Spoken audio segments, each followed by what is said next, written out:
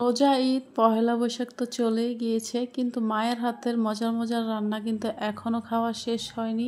সত্যি কথা বলতে মায়ের হাতের রান্না যদি আমি বছর জুড়েও খাই তারপরেও কিন্তু আমার শখ মিটবে না। আসসালামু আলাইকুম, কেমন আছেন সবাই? আল্লাহর রহমতে ভালো আছেন, সুস্থ আছেন। আজ আবারও কিন্তু মা কিন্তু আমার জন্য কলিজা ভুনা করেছিল। তো কলিজা ভুনা করার জন্য কিন্তু এখানে কিন্তু পেঁয়াজ দিয়ে দিয়েছে, আর এই তো সরিষার তেল দিয়েছে। তো পেঁয়াজটাকে কিন্তু ভালোভাবে একটু নেড়ে চেড়ে কিন্তু ভেজে নিচ্ছে।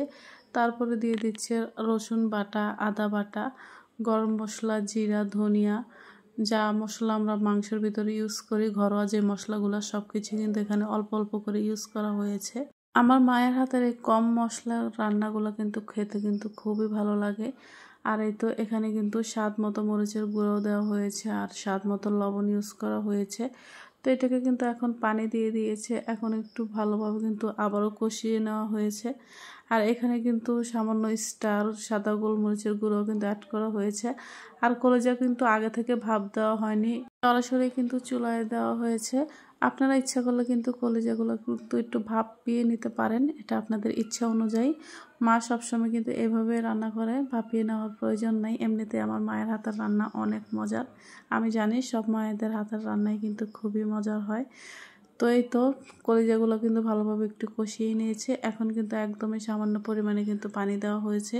এই কলিজা কিন্তু প্রায় 20 মিনিটের মতো মায়ে কষিয়ে নিয়েছিল। তারপরে যতটুকু পানির প্রয়োজন ততটুকু পানি কিন্তু এখানে অ্যাড করেছে। আর এটাকে কিছুক্ষণ পর পর কিন্তু ঢেকে দিচ্ছিল। 2টা তেজপাতা কিন্তু ফালি করে দেওয়া হয়েছে।